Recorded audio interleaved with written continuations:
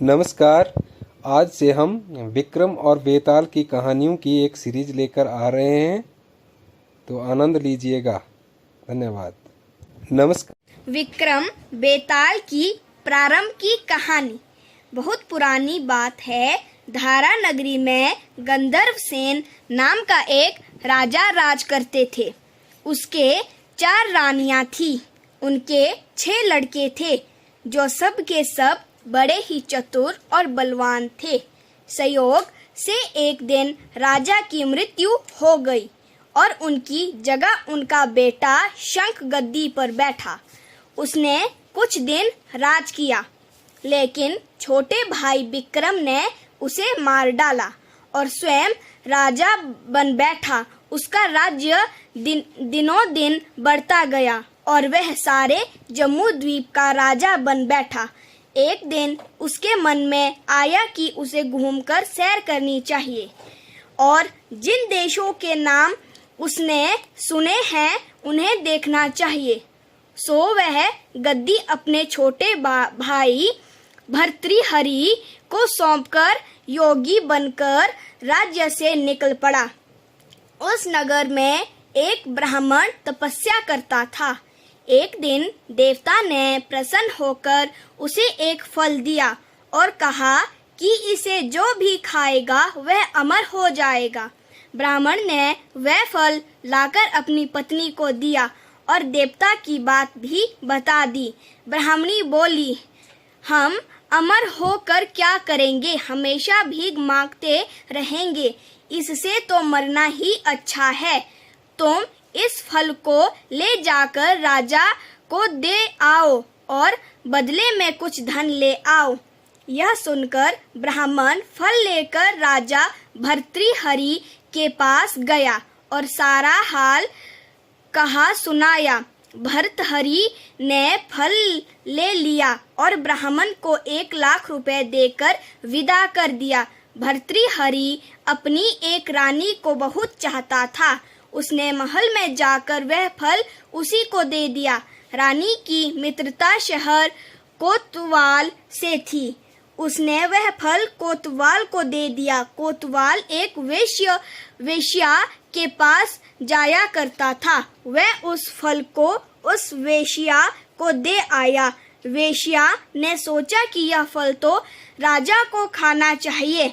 वह उसे लेकर राजा भर्तृहरि के पास गई और उसे दे दिया। भर्तृहरि ने उसे बहुत सा धन दिया, लेकिन जब उसने फल को अच्छी तरह से देखा तो पहचान लिया।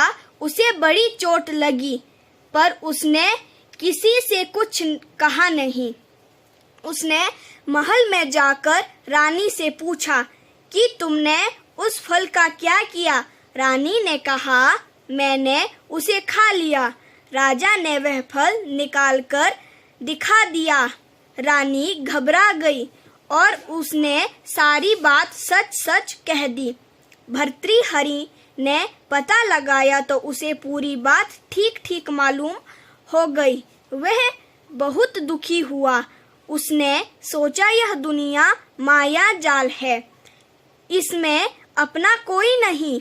वह फल लेकर बाहर आया और उसे धुलवाकर स्वयं खा लिया। फिर राजपाट छोड़ योगी का भेष बना जंगल में तपस्या करने चला गया। भर्तृहरि के जंगल में चले जाने से विक्रम की गद्दी सूनी हो गई। जब राजा इंद्र को यह समाचार मिला तो उन्होंने एक देव को धारा नगरी की रखवाली के लिए भेज दिया। वह रात दिन वहीं रहने लगा। भर्तृहरि के राजपाट छोड़कर वन में चले जाने की बात विक्रम को मालूम हुई तो वह लौटकर अपने देश में आया। आधी रात का समय था। जब वह नगर में घुसने लगा तो देव ने उसे रोका। राज ने कहा, मैं विक्रम हूँ, यह मेरा राज है, तुम रोकने वाले कौन होते? देव बोला, मुझे राजा इंद्र से इस नगर की चौकसी के लिए भेजा है। तुम सच्चे राजा विक्रम हो तो आओ पहले मुझसे लड़ो। दोनों में लड़ाई हुई। राजा ने जरा सी देर में देव को पछाड़ दिया। तब देव बोला, हे राजन, तुमने मुझे हरा दिया, मैं तुम्हें जीवन दान देता हूँ। इसके बाद देव ने कहा, राजन, एक नगर और एक नक्षत्र में तुम 3 आदमी पैदा हुए थे। तुमने राज के घर में जन्म लिया, दूसरे ने तेली के और तीसरे ने कुम्हार के। तुम यहाँ का राज करते हो। तेली पाताल का राजा करता है। कुम्हार ने योग साधकर तेली को मारकर शमशान में पिशाच बना सिरस के पेड़ से लटका दिया है। अब वह तुम्हें मारने की फिराक में है, उससे सावधान रहना। इतना कहकर देव चला गया और राजा महल में आ गया। राजा को वापस आया देख सबको बड़ी खुशी हुई। नगर में आनंद मनाया गया। राजा फिर राज करने लगा। एक दिन की बात है कि शांतिशील नाम का एक योगी राजा के पास दरबार में आया और उसे एक फल देकर चला गया। राजा को आशंका हुई कि देव ने जिस आदमी को बताया था, कहीं यह वही तो नहीं है। यह सोच उसने फल नहीं खाया, भंडारी को दे दिया। योगी आता है, राजा को एक फल दे जाता। संयोग से एक दिन राजा अपना अस्तबल देखने गया था। योगी वहीं पहुंच और फल राजा के हाथ में दे दिया। राजा ने उसे उछाला तो वह हाथ से छूटकर धरती पर गिर पड़ा। उसी समय एक बंदर ने झपट कर उसे उठा लिया और तोड़ डाला।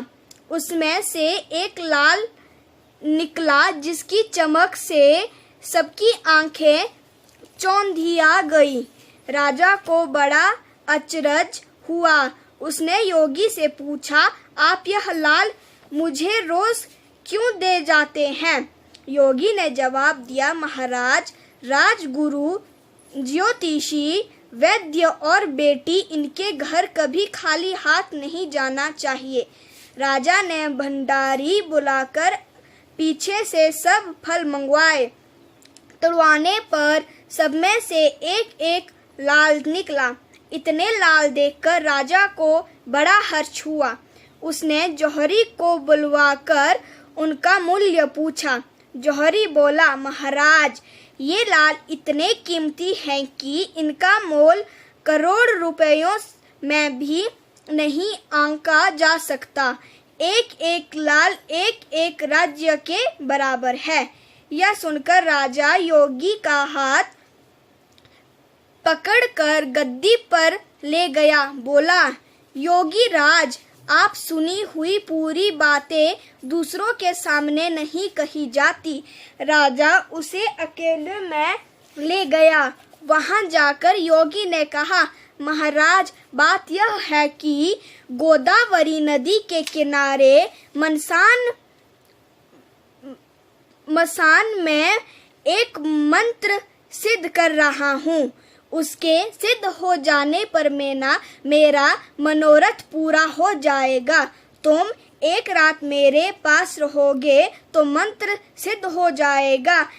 एक दिन रात को हथियार बांधकर तुम अकेले मेरे पास आ जाना।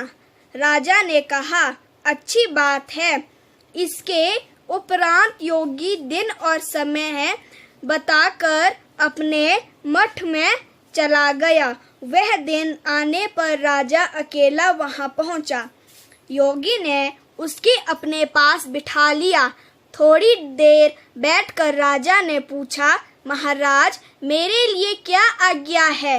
योगी ने कहा, राजन, यहाँ से दक्षिण दिशा में 2 कोस की दूरी पर मसान में एक शीर्ष उसके पेड़ पर एक मुर्दा लटका है, उसे मेरे पास ले आओ, तब तक मैं यहाँ पूजा करता हूँ।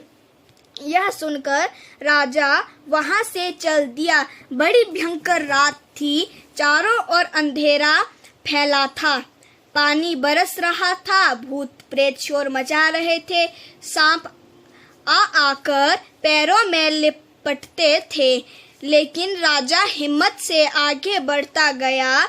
जब वह मसान में पहुंचा तो देखता क्या है कि शेर दहाड़ रहे हैं, हाथी चिंघाड़ रहे हैं, भूत प्रेत आदमियों को मार रहे हैं। राजा बेधड़क चलता है और शीर्ष के पेड़ के पास पहुंच गया। पेड़ जड़ से फुनकी तक आग से दहक रहा था। राजा ने सोचा, हो न हो यह वही योगी है जिसकी बात देव ने बताई थी। पेड़ पर रस्सी से बंधा मुर्दा लटक रहा था। राजा पेड़ पर चढ़ गया और तलवार से रस्सी काट दी। मुर्दा नीचे गिर पड़ा और दहाड़ मार कर रोने लगा। राजा ने नीचे आकर पूछा, तुम कौन हो? राजा का इतना कहना था कि वह मुर्दा खिलखिलकर हंस पड़ा। राजा को बड़ा अचरज हुआ। तभी वह मुर्दा फिर पेड़ पर जा लटका। राजा फिर चढ़कर ऊपर गया और रस्सी काट मुर्दे का बगल में दबा नीचे आया। बोला, बता तू कौन है? मुर्दा चुप रहा। तब राजा ने उसे एक चादर में बांधा और योगी के पास ले चला। रास्ते में वह मुर्दा बोला, मैं बेताल हूँ, तू कौन है और मुझे कहाँ ले जा रहा है? राजा ने कहा, मेरा नाम विक्रम है, मैं धारा नगरी का राजा हूँ, मैं तुझे योगी के पास ले जा रहा हूँ। बेताल बोला, मैं एक शर्त पर चलूंगा, अगर तू रास्ते में बोलेगा तो मैं लौटकर पेड़ पर जा लटकूंगा। राजा ने उसकी बात मान ली। फिर बेताल बोला, पंडित चतुर और ज्ञानी, इनके दिन अच्छी अच्छी बातों में बीतते हैं, जबकि मूर्खों के दिन कलह और नींद में। अच्छा होगा कि हमारी राह भली बातों की चर्चा में बीत जाए। मैं तुम्हें एक कहानी सुनाता हूँ, ले सुन। अब अगली कहानी अगली वीडियो में सुनाऊंगी। नमस्कार, जय श्री राम। विक्रम